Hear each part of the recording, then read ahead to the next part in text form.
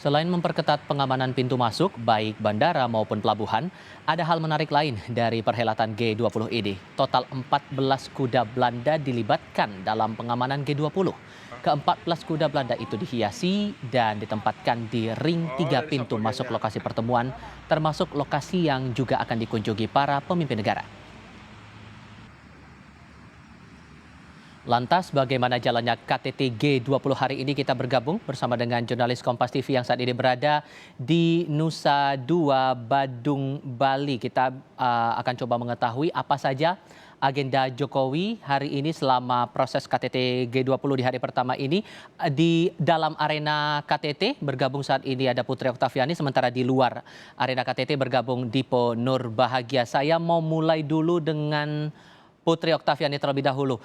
Okta, apa agenda Jokowi di hari pertama KTT hari ini? Ya, selamat petang Tifal dan juga saudara. Agenda dari Presiden Joko Widodo, karena kita tahu hari ini merupakan bagian dari puncak KTT G20 atau menjadi rangkaian dari KTT G20.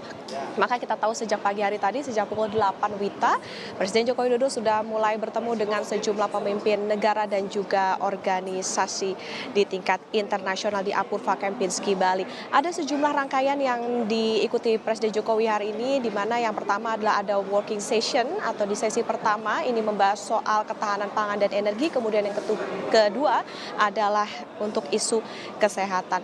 Apakah ada pertemuan-pertemuan bilateral? Nah, ini memang ada di jadwal Tifal untuk agenda hari ini. Jadi dijadwalkan pada pukul 17 sampai dengan 18 waktu Indonesia Barat, dan nanti malam akan dilanjutkan dengan agenda makan malam bersama dengan para pemimpin dunia maupun juga dengan para delegasi. Dalam sambutannya tadi, Tifal dan juga saudara, ketika pagi hari tadi Presiden Joko Widodo optimis bahwa G20 ini tidak akan gagal atau bisa berhasil, dan Indonesia akan mengutamakan dialog sebagai negara demokrasi untuk bisa mempertemukan perbedaan. Inilah yang akan dibawa, yang akan dimajukan oleh Presiden Joko Widodo dalam rangkaian G20. Kemudian tadi juga ketika membuka sesi yang kedua, Presiden Joko Widodo juga mengatakan bahwa saat ini situasinya sudah semakin pulih, tetapi tidak boleh lengah begitu, sehingga harus bersiap dengan segala kondisi darurat yang bisa terjadi kapan saja.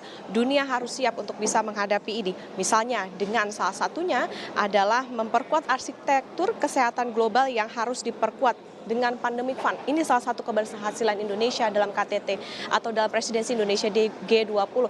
Indonesia urunan 50 juta dolar Amerika, dan Indonesia berhasil mengumpulkan untuk dana pandemic fund adalah senilai 1,4 miliar dolar Amerika yang didapatkan dari 24 donatur. Jadi tidak hanya dari negara tetapi juga dari sejumlah lembaga filantropi. Yang kedua adalah negara berkembang ini harus bisa diberdayakan sebagai bagian dari solusi, sehingga tidak ada lagi kesenjangan dari segi fasilitas kesehatan, maupun juga negara berkembang punya mitra yang bisa memberdayakan dari segi kesehatan. Kemudian jadi pertanyaan, lalu siapa yang ditemui Presiden Joko Widodo dalam agenda pertemuan bilateral di G20 ini? Nah, ini Tifa, kita harus melihat dulu seperti apa isunya. Kalau kita melihat ada dua isu yang bisa kita lihat begitu ya. Misalnya yang pertama yang potensial bisa saja ditemui oleh Presiden Joko Widodo adalah pemimpin Tiongkok Xi Jinping. Ingat, IMF, Lembaga Dana Moneter Dunia ini mengingatkan bahwa ekonomi di Tiongkok pada tahun depan ini bisa melemah. Dan ini bisa menyebabkan kondisi ekonomi dunia ini bisa menjadi gelap. Ini adalah peluang bilateral untuk bisa menjalin komunikasi antara dua negara. Apalagi kita tahu Tiongkok menjadi negara pasar ekspor Indonesia yang besar. Kemudian yang kedua, bisa saja Presiden Joko Widodo menggelar pertemuan dengan Narendra Modi. Ini merupakan PM India. Bagaimana kesepakatan yang dihasilkan, yang diwujudkan dalam KTT G20 ini bisa dibawa menjadi tongkat estafet bagi presidensi G20 di India yang akan berlangsung pada tahun depan. Indonesia juga menjadi gerbang pembuka negara berkembang yang memegang tongkat presidensi di G20 untuk nanti dilanjutkan oleh India. Kemudian kita ingat, Tiongkok, India ini merupakan negara untuk terkait dengan farmasi. 90% bahan baku farmasi didapatkan dari dua negara ini.